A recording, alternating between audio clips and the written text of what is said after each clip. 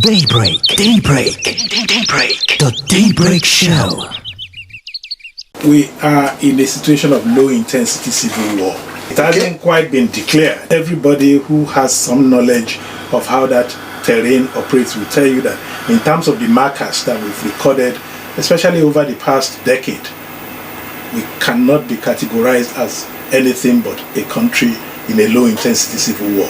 INEC statutorily should take charge of our elections.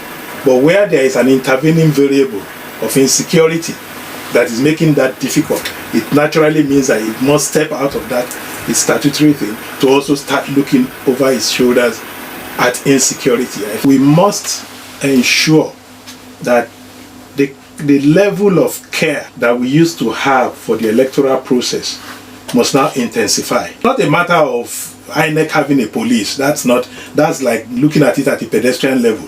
It is that INEC must know the situation in which it operates. It must develop more connection with the agencies responsible. We cannot continue voting as if we are in 1922 when we first started voting.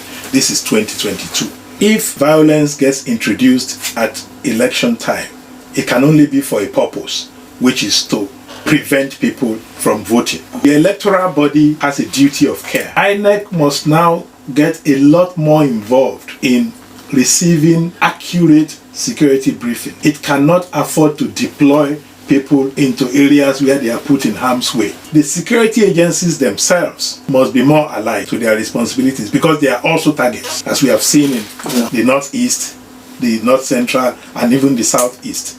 Security agencies have become obvious targets. The logic of the situation will force a solution at some point. We cannot continue going with this primitive thing of, go and queue somewhere, register. There is a seamless system that has been established with phone ownership. Whether we like it or not, inexorably, the logic of electronic voting will dawn on us. A lot of the problems we have as a country derive from the imperfections of the constitutional order on which our politics is based. As long as we continue to operate on a faulty premise, then there is no way we are going to get anything done. Every constitution must be dynamic to attend to evolving human and societal needs. Talking about state police and all of that, yes, state police is fine, but I would even say what we should do is cascade it down to municipal police. If we have found that getting people to crowd or mass in one place has become, a window for insecurity, we can amend the laws if it becomes absolutely necessary.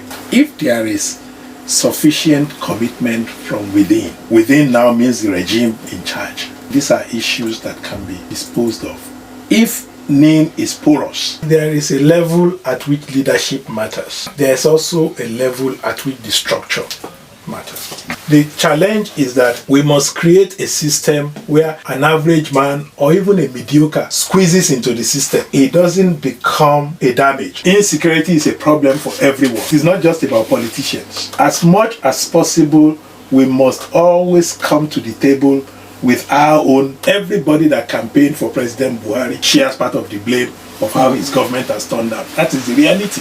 Let's put ourselves in a solution-seeking mindset rather than a blame-sharing mode. President Obama once said something. He said there is no problem that democracy has that cannot be solved with more democracy. There is a Nigerian way of doing things that we must confront. Everybody believes that being in government is to take out and not to put in. It doesn't matter what you call it, whether it is monarchy or presidential or parliamentary, for as long as that mindset is what is in the minds of the operators, we are going to get the kind of results that we get now. My own understanding of what Chief Afaba Balola has proposed is not in any way suggesting incapacitation.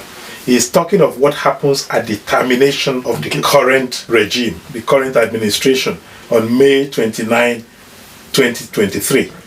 So it's nothing to do with whether the current president is able or not able.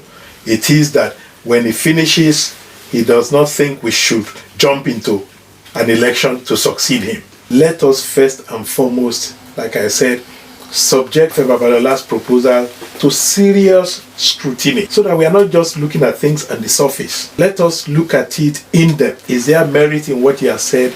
Is there no merit? If there is merit, how best can it be actualized? Daybreak. The Daybreak Show.